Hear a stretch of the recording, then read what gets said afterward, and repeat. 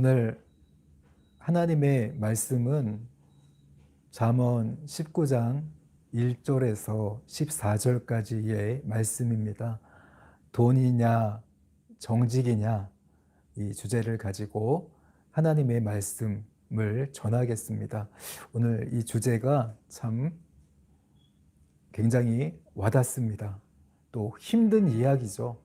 왜냐하면 이런 돈이라는 그 부분이 우리가 살아가는 데 있어서 어쩌면 가장 소중하게 느껴지는 그런 부분이 바로 돈이죠. 근데 오늘 이 돈을 선택할 것인가? 아니면 정직함, 하나님의 이 성품을 선택할 것인가? 우리는 살아가면서 많은 선택의 기로에 놓이게 됩니다. 하지만 우리가 어떻게 선택하는 것이, 무엇을 선택하는 것이 정말 바른 길이고 복된 길인가를 우리가 함께 이 잠언의 지혜로운 말씀을 통해서 배워가는 그런 시간이 되시기를 바랍니다. 지금 이 사진은 밭에, 이 땅에다가 씨앗을 뿌리면 싹이 나고 줄기가 나고 꽃이 나고 열매를 맺게 되죠. 우리가 땅에다가 어떤 씨앗을 뿌리냐에 따라서 그 열매를 맺게 됩니다. 호박씨를 뿌리면 호박 열매를 맺게 되고, 또 가지씨를 뿌리면 가지 열매를 맺게 되겠죠.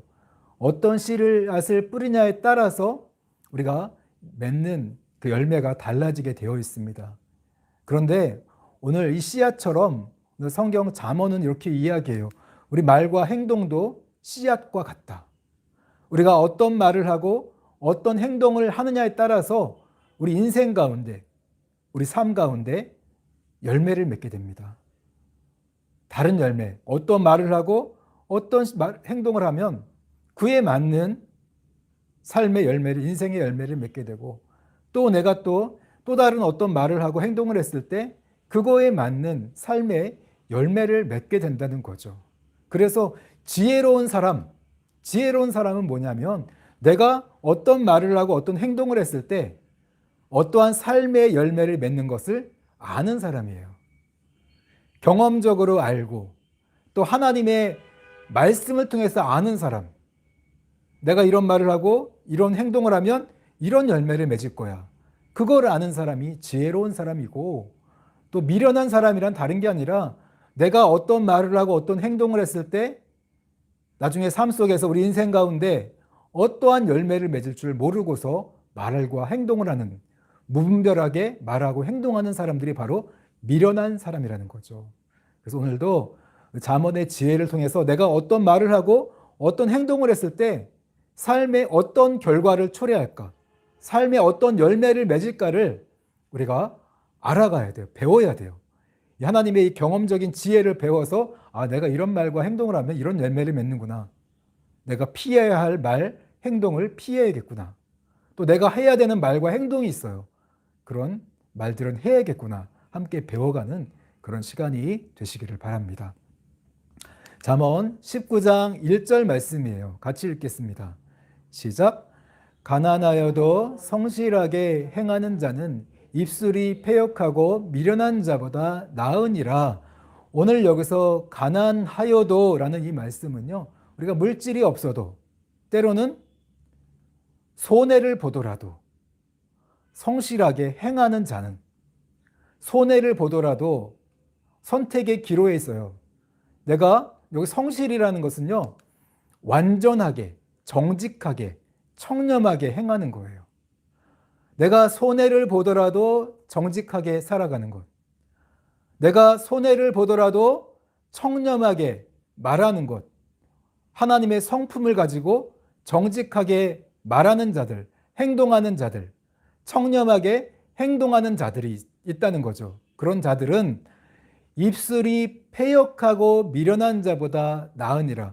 여기서 입술이 패역하다는 것은요, 삐뚤어진, 구부러진, 거짓된 그런 의미가 있습니다. 사람들이 왜 거짓말을 하고 말을 왜곡하죠? 이익을 얻기 위해서. 자신의 이 탐욕을 쫓아갑니다.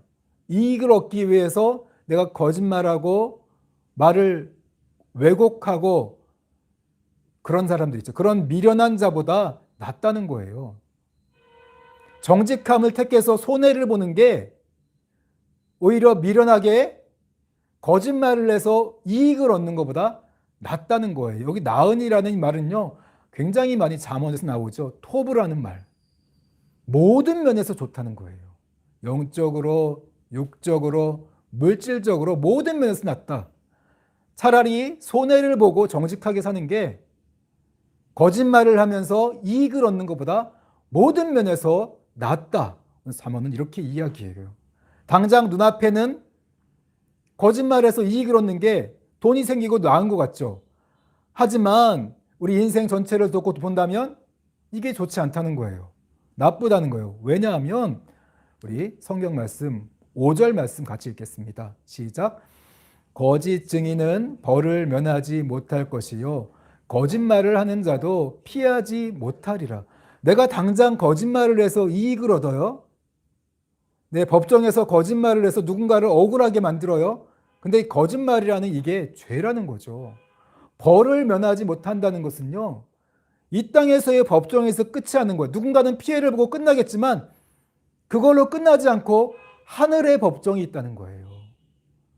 하늘의 법정에 고발이 돼요. 내가 거짓말을 해서 누군가를 피해를 주고 누군가를 억울하게 한다면 이 땅에서 끝나는 것 같지만 끝나지 않는다는 거예요.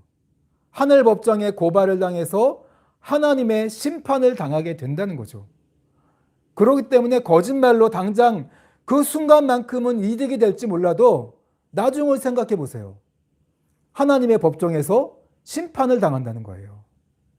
그렇기 때문에 심판을 피하지 못하리라 이렇게 말씀하고 있잖아요. 그렇기 때문에 이런 거짓말로 해서 내가 말을 왜곡하고 구부러진 말을 하고 남들을 속이는 말을 해서 당장은 이득이 될지 모르지만 그게 하나님 앞에서 하나님의 법정에서 심판을 받기 때문에 안 좋다는 거죠. 당연히 이렇게 어리석은 짓이고 미련한 짓이라는 거예요. 미련하다는 거예요.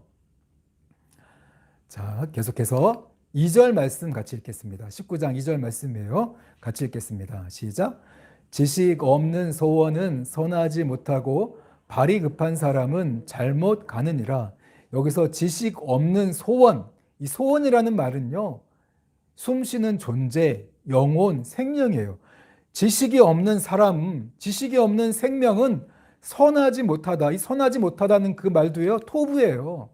모든 면에서 옳지 못하고 좋지 않다. 또 이 잘못 가느니라 발이 급한 사람, 성격이 급한 사람은 잘못 간다 이 말은요, 빗나가다, 죄를 짓다 그런 뜻이에요.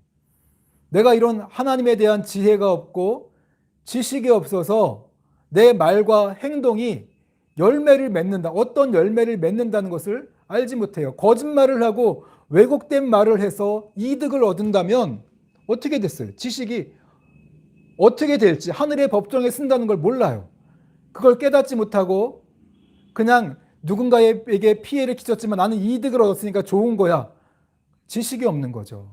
이 지식이 없는 사람은 정말 선하지 못하다. 그리고 발이 급한 사람, 성급하게 신중하게 행동하지 못하는 거예요. 그런 지식이 없기 때문에 신중하게 행동하지 않아요. 그냥 물질을 쫓아갑니다. 이익을 쫓아가요. 돈이 된다면 바로 그냥 즉시 해요. 즉시 행동으로 옮겨요. 그런 사람들은 잘못되고 죄를 짓게 된다는 거죠. 그렇다는 거예요. 그래서 지식과 지혜가 필요해요. 지혜로운 사람이 돼요. 미련한 사람들은요, 이 지식이 없는 미련한 사람들은요, 결국은 뭔가를 쫓아가요. 물질을 쫓아가든지 자기 성질에 못 이겨서 성질을 따라가든지 죄를 짓게 된다는 거예요.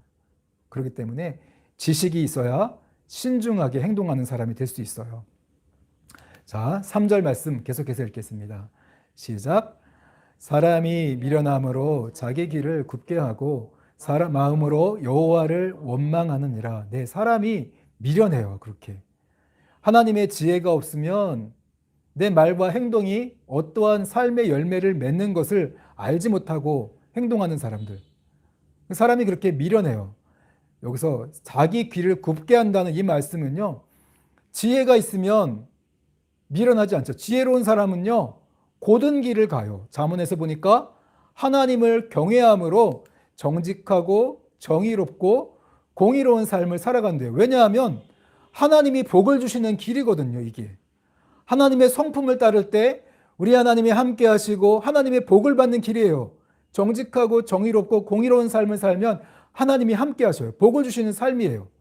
근데 굽은 길을 가요. 당장 눈앞에 이익을 쫓아갑니다. 탐욕과 이익을 쫓아가요. 미련한 거죠. 미련해서 장차 올 복을 보지 못하고 당장 눈앞에 이익, 탐욕을 쫓아갑니다. 하나님이 함께 하시지 않는, 하나님이 저주하는, 벌을 받는 그 길을 가요. 그러고 나서 뭐예요? 왜 복을 주지 않냐고 하나님을 원망해요. 그만큼 사람이 미련하다는 거예요. 우리 인간이 미련해요. 하나님의 성품을 따라가면, 하나님의 성품을 따라 말과 행동을 하면 훗날 삶 속에서 하나님이 주신 복의 열매를 맺을 텐데 그걸 바라보지 못하고 눈앞에 돈, 눈앞에 탐욕, 이익을 쫓아가요. 그리고 정직함, 정의로움, 공의로움, 하나님의 성품을 버려요. 거짓말하고 남들을 무시하고 피해를 입혀요. 억울하게 만들어요.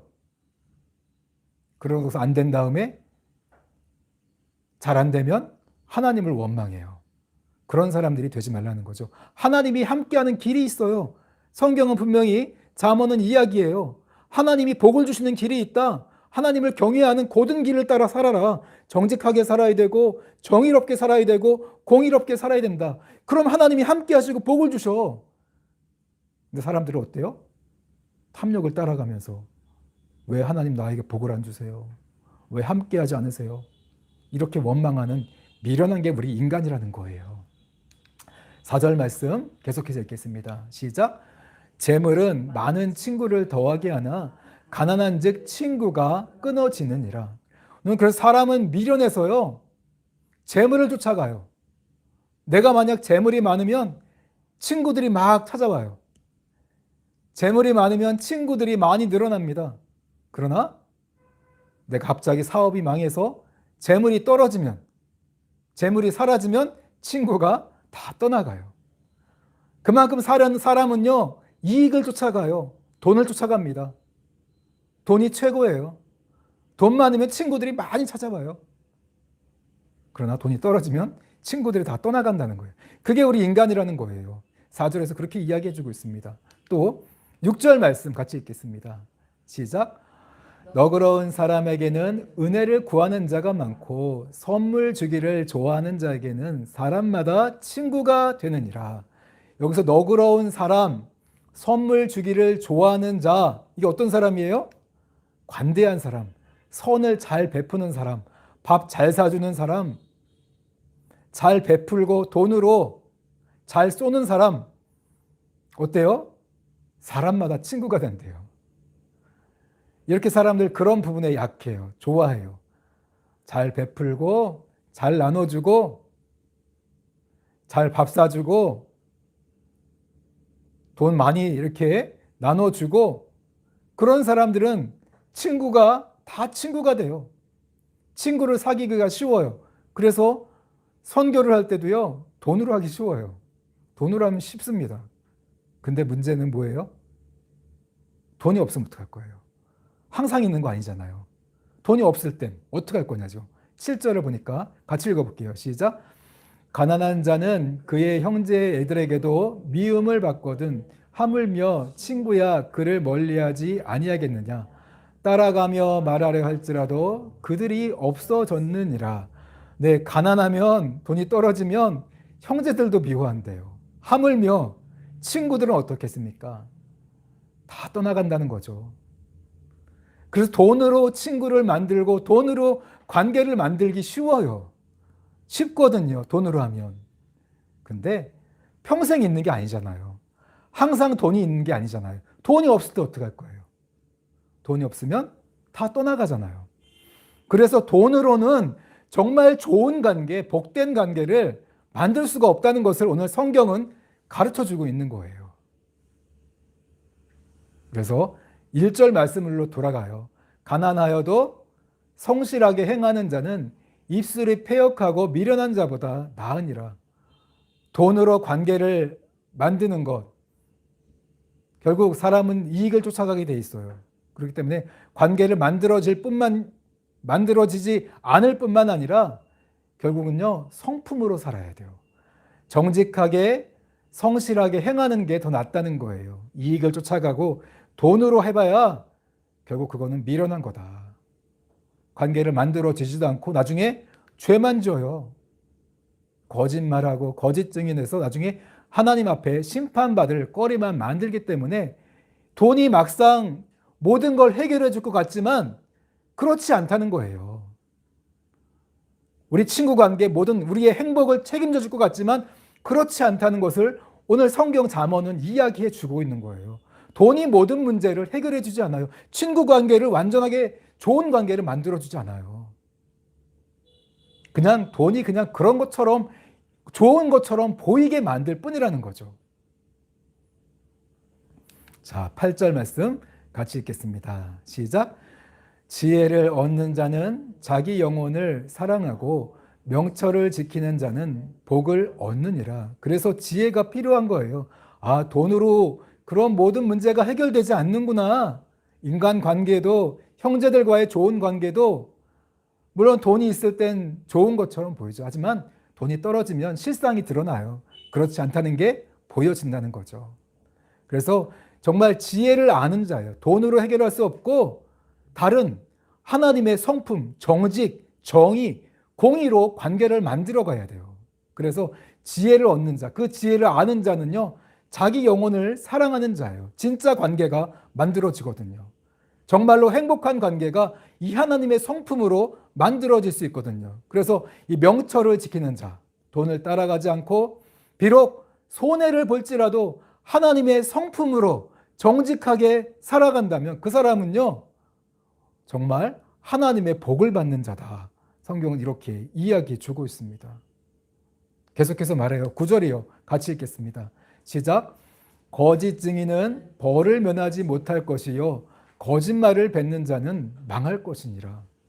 여러분, 우리가 돈을 따라가면 돈을 사랑하는 것이 일만 악의, 모든 악의 근원이라고 성경은 이야기해 주고 있어요. 돈으로 행복을 만들 수 없습니다. 죄만 지어요.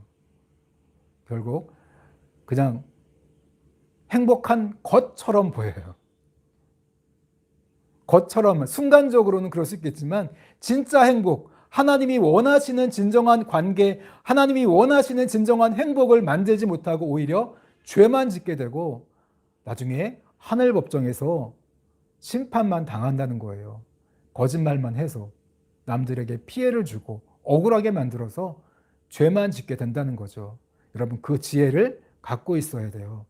아, 돈이 정말 필요하지만 그게 우리의 이런 모든 관계, 행복을 만들지 못하는구나.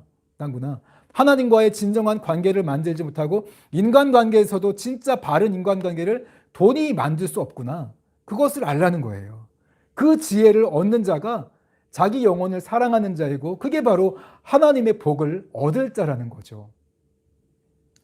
10절 말씀 같이 읽겠습니다. 시작.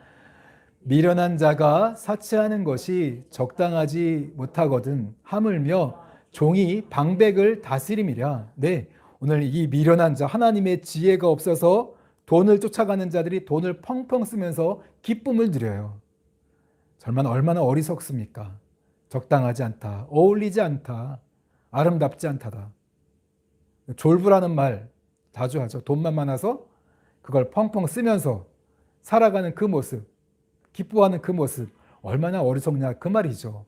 하물며 종이 방백을 다스림이랴. 이 종, 하나님의 성품이 준비되지 못한, 지도자의 성품이 준비되지 못한 종이 지도자의 성품이 된 사람을 다스릴 수 있겠느냐 그 말이에요. 아름답지 못하고 적합하지 못하다. 그래서 오늘 우리는 뭐예요? 모든 관계를 만들어 갈 때 내가 어떠한 일을 리더가 되더라도 중요한 건 돈이 아니라, 돈으로 하는 게 아니라 성품으로 해야 된다는 거예요. 하나님의 성품을 가지고 해야 돼요. 그렇기 때문에 11절 말씀 같이 읽겠습니다. 시작.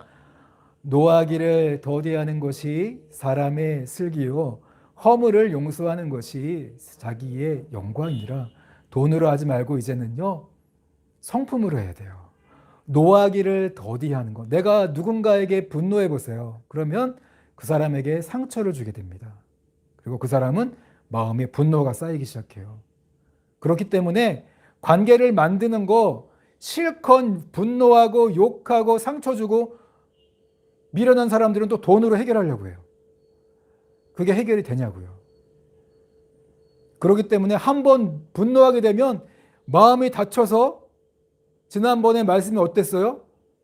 전쟁에서 산성을 빼앗는 것보다 어렵다고 했어요. 분노한 마음을 여는 것이, 풀어주는 것이. 그렇기 때문에 이 노하기를 더디하는 것, 이 분노의 감정을 절제하는 것, 그게 바로 사람의 슬기다. 슬기라는 말은요, 통찰력이고 분별력이고 신중하게 행동하는 거다. 그 뜻이에요. 내가 누군가에게 분노하면 그 사람에게 상처를 주게 될 거고 또 그 분노는 언젠가 누군가에게 돌아오게 돼 있어요. 나에게 돌아오게 돼 있어요. 그렇기 때문에 내가 지금 분노하지 않고 그 분노를 절제하고 분노를 삭히고 해결하는 게 필요하겠죠. 그게 바로 분별력이고 신중한 거고 통찰력이 있는 삶이다. 그러는 거죠. 또 허물을 용서하는 것이 자기의 영광이니라. 내가 분노하지만 분노를 풀 수 있는 길은 뭐예요? 용서예요. 허물을 용서해야 돼요. 나에게 허물이라는 말은요, 오늘 반역하고 범죄한 거고 누군가 나에게 죄를 지었어요. 내 마음을 아프게 하고 범죄했어요. 그거를 용서할 때, 물론 화가 나지만 내가 그 사람을 용서할 때 그게 바로 자기의 영광이래요. 영광이라는 말은요, 아름다움, 자랑. 오늘 우리 그리스도인의 영광, 자랑거리가 뭐예요? 돈이 아니라는 거예요. 성공이 아니라 내가 누군가 나에게 상처를 줬을 때 그 상처 준 사람을 불쌍히 여기고 용서할 때 그게 나의 자랑이고 그게 나의 영광이다. 그게 나의 우리의 아름다움이 되어야 된다. 오늘 성경은 이렇게 잠언은 이야기해 주고 있습니다. 인간관계는 이렇게 만들어가는 거예요. 허물을 용서할 때 나에게 상처 준 사람을 내가 이해하고 용서해 줄 때 그럴 때 정말 그게 나의 자랑거리가 되고 거기서 참된 인간관계가 만들어진다는 거죠. 누군가에게 함부로 화내지 않고 함부로 대하지 않고 상처 주지 않을 때 그럴 때 참된 행복한 관계가 만들어지고 하나님과의 관계도 행복한 관계가 만들어질 수 있다는 거죠. 계속해서 12절 말씀 같이 읽겠습니다. 시작.